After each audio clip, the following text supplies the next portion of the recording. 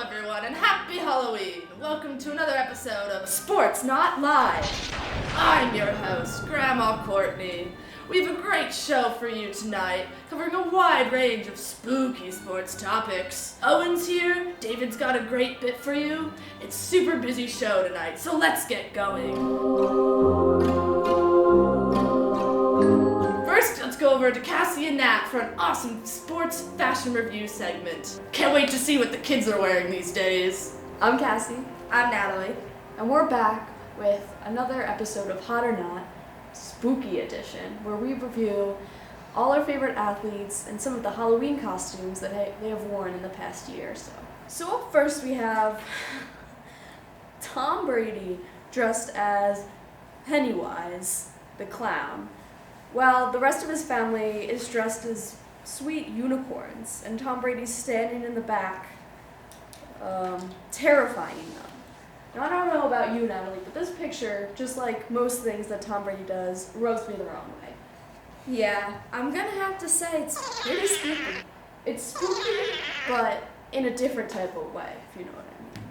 Up next, we have Golden Tate. Honestly, it's adorable. I It's love so it. cute. But it's not spooky. It's cute. They did a great job, but it's just not scary. I'd have to agree. This is gonna have to be a Not spooky. And finally, we have Steph Curry dressing up as Jigsaw. He went all out. He's on the tricycle. He has the mask. And something about tricycles, it's spooky. It really It's is. terrifying. So I'm going to have to go with spooky. What about you, Natalie? I agree with that. This is pretty spooky. If I saw him riding down the street, I would be scared. I would run. Yeah, For many reasons, but definitely because because of the the tricycle. tricycle. Obviously. All right, everyone. Well, that was this week's edition of Hot or Not, the Spooky Edition. I'm Natalie, I'm Cassie. and we'll catch you in the next couple weeks. Happy Halloween. Wow, thank you so much, girls. Fashion sure has changed since I was a youngin'. Now we're gonna go over to David to learn about how scary the passage of time is. And I would know, because I'm old. But you know who isn't old? The athletes he's talking about today. Hi, I'm David. I'm going to list off athletes that are younger than me. Juan Soto, his birthday's today, happy birthday. Christian Pulisic, Kyler Murray, Zion Williamson, RJ Barrett, Wabamba, Lonzo Ball, Coco Gauff by 7 full years, Mallory Pugh, Sam Darnold, Ronald Acuna, Daniel Jones, Jason Tatum, Kylian Mbappe, Simone Biles, all of Philip Rivers' children, Landry, Shamgod, Shamet, the Washington Nationals franchise, just the whole thing, Mike Soroka, Victor Robles, Austin Riley, Dustin May, Fernando Tatis Jr., Weston Kenny, Nick Bosa, HD Broadcasting, Jack Hughes, Josh Rosen, The Waterboy.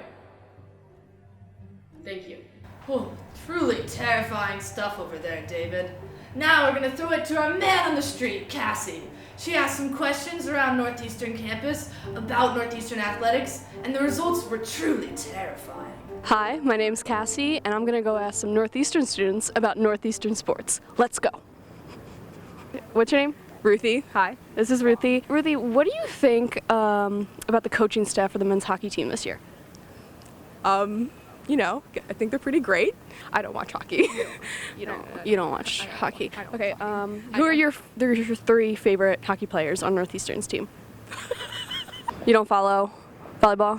What about soccer? No. Hockey? No. Water polo? Okay. What's your name?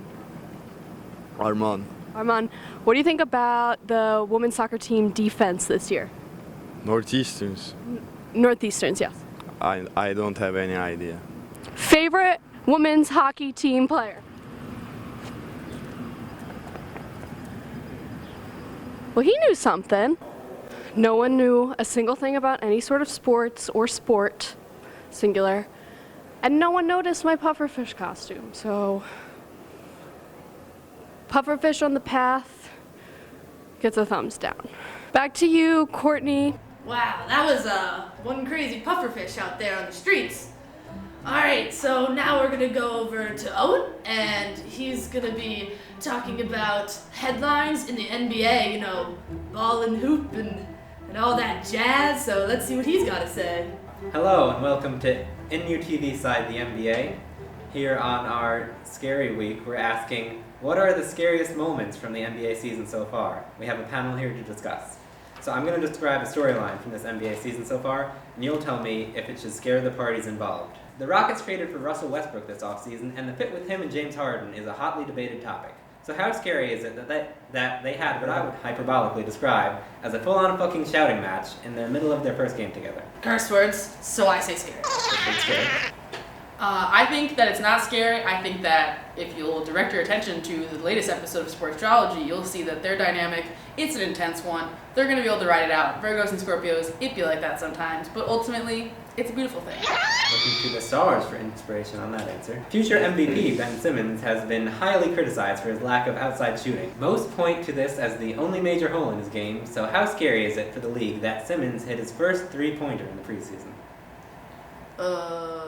Well, we didn't have a three-point line back when I played basketball, so I don't know what that means.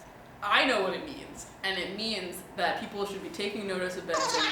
This is the last facet of his game that he needs. He's tired of talking about it. I think he's finally cracked the code, and I think now we're going to see the process become the beautiful results, and Philly's going to be a force to be reckoned with in the East for sure. That's right, trust the process. Kyrie Irving joined the Nets this offseason after systematically destroying the team culture for the Celtics here in Boston. Kyrie went for 50 in his debut in Brooklyn, but how scary is it for the Nets that Kyrie could turn on them and destroy the team from within at literally any moment with absolutely zero warning? Well, I do love my Celtics, and I hate anyone that goes to New York, so scary. I think it's also scary because Kyrie is an intense personality, and I think that Kevin Durant would follow wherever he led if he was feeling it, if he was in the mood to do so. And I think there's it's a ripe recipe for chaos. So it's pretty scary because chaos is scary. That's two scaries on Kyrie, and that's it for NUTV Side the NBA. Alright, thank you, Owen. You know, the looks in basketball really have changed since, you know, I was a kid watching with those short shorts. It was a good time. So now we're going to go over to Dr. Zach MD, a man I know well as an elderly person. I go to him a lot. He's quite the strapping young man, and he's going to tell you all about the injuries around the NFL. Hello, Dr. Zach MD here bringing you another episode. Can't hear you. Well, We can't hear you. oh, my bad. Hello everyone, Dr. Zach MD here with another fun segment. Now you may be thinking, Dr. Zach, this is a Halloween special. There's nothing scary about your segment. What the hell? And to that I say two things. First of all, it's Dr. Zach MD to you. I didn't go through all those years of medical school for you to not address me with the proper respect that I deserve.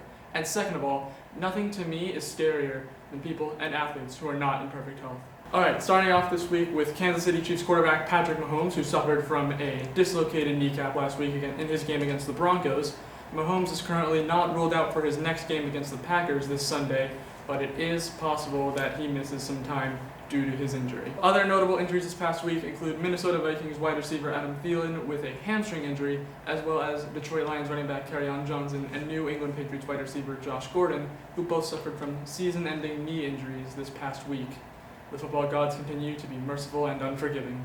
Alright, so in other news, New York Jets quarterback Sam Darnold still has mono. No, he doesn't have mono anymore. Wait, really? Yeah, no, he's good. Okay, well I thought mono lasted way longer than that. Alright, well I'm the one with the medical degree here, so I think I know what I'm talking about when I say that man definitely still has mono. I mean, just look at the way he performed against the Pats last week. Now, Sam, I'm just going to talk to you a little bit, give you some personal advice as a doctor. So my advice to you, Sam, is to kiss every other starting quarterback in the NFL. If you're going to go down with mono, you might as well take the rest of the league with you. Plus, it'll give Tom a lot more to talk about for his segment. Well, that's all from me today. And remember, I'm Dr. Zach MD. And remember, you can trust me. I'm a doctor. Thank you all for joining us. Another great episode of Sports Not Live. Happy Halloween!